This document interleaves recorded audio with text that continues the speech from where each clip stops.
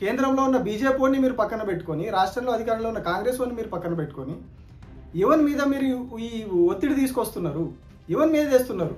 మరి బీసీ సంఘాల నాయకుల కన్నా కొంచెం తెలివి ఉందా లేదా? మరి ఎందుకు ఇట్లా చేస్తూ ఉన్నారు?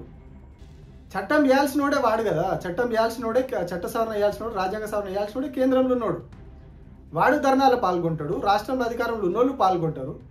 మరి ఎవరి మీద మీ పోరాటం? రేపు బంద్ ఎవరి కోసం చేస్తున్నారు? అసలు దేనికోసం రేపు బంద్ చేస్తున్నది? దేనికోసం? అంటే కేవలం ఒక షో ఆఫ్ చేసి అన్ని పార్టీలు, మేము రాజకీయ పార్టీలుగా బీసీలకు 42% రిజర్వేషన్ ఇవ్వడానికి మేము అందరం అనుకూలంగా ఉన్నాము అని చెప్పి చెప్పుకోవడానికి, పేపర్లో వార్తలు వేయించుకోవడానికి, టీవీలో చూపించుకోవడానికి, పబ్లిసిటీ చేసుకోవడానికి తప్పితే రేపు మీరు చేసే బంద్ దేనికి పనికి వస్తుంది? దేనికి పనికి వస్తుంది? చట్టం చేయాల్సినోడు, రాజ్యాంగ సవరణ చేయాల్సినోడు బంద్లో పాల్గొంటాడట, ఇక్కడ దాని మీద ఒత్తిడి తీసుకురావాల్సినోడు పాల్గొంటాడట. మరి ఎవరి మీద మీ పోరాటం?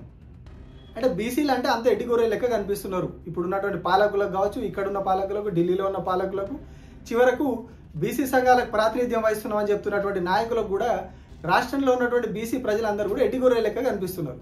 అంటే వాళ్ళు ఏది చెప్తే అది నమ్ముతారు. మీరు చేసేదాన్ని గొప్ప పనులు చాలా అద్భుతంగా చేస్తున్నారు మీరు అని చెప్పి నమ్మాలే, మేము మీకు వెనకాల పడి రావాలన్నట్టుగా ఈ బీసీ నాయకులందరూ చేస్తూ ఉన్నారు. చేయాల్సిన పోరాటం కేంద్ర ప్రభుత్వం మీద, రాష్ట్ర ప్రభుత్వం మీద.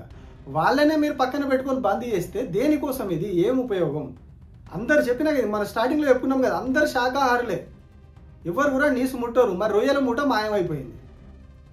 అందరికీ చిత్తశుద్ధి ఉంది, బీసీలకు రిజర్వేషన్ ఇవ్వాలి మేము ఇస్తామని అన్ని పార్టీలకు చిత్తశుద్ధి ఉంది. బీజేపీకి ఉంది, కాంగ్రెస్కి ఉంది, బీఆర్ఎస్కి ఉంది, ఎంఐఎంకి ఉన్నది, ఇంకా ఆ పార్టీకి ఉంది, కేఏపాల్ పార్టీకి ఉంది, కవిత పార్టీకి ఉన్నది, అందరికీ ఉన్నది. మరి ఎందుకు ఎవరు సరిగా పనిచేస్తలేరు? దాని మీద ఎందుకు పనిచేస్తలేరు? అంటే కేవలం పొలిటికల్ డ్రామా కోసం, రాజకీయ డ్రామాల కోసం ఈ బీసీ నాయకుల పబ్బం గడవాలి, అటు రాజకీయ పార్టీల పబ్బం గడవాలి.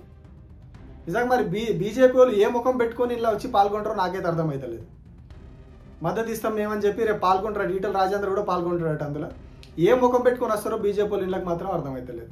మేము అసలు ఒప్పుకోము రిజర్వేషన్లను, ఎట్లా ఇస్తారు మీరు? అందులో ముస్లింలు ఉన్నారు, అది ఉన్నారు, ఇది ఉన్నారని బండి సంజయ్ డైరెక్ట్ మాట్లాడిండు. నాకు ముస్లింల ఓట్లు వద్దు నాకు, నేను హిందువుల ఓట్లతోటే గెలిచిన, నేను ఆ రిజర్వేషన్లు ఇవ్వనియను నేను అని చెప్పేసి బాజాప్తా బండి సంజయ్ చెప్పిండు. బీజేపీ గత అధ్యక్షుడు, మాజీ అధ్యక్షుడు, ఇప్పుడు కేంద్ర మంత్రి, ఎంపీ, బీజేపీ నాయకుడే, కేంద్ర మంత్రి చెప్పిండు కదా, మేము అసలు ఒప్పుకోం దాన్ని అని చెప్పి చెప్పింది బండి సంజయ్.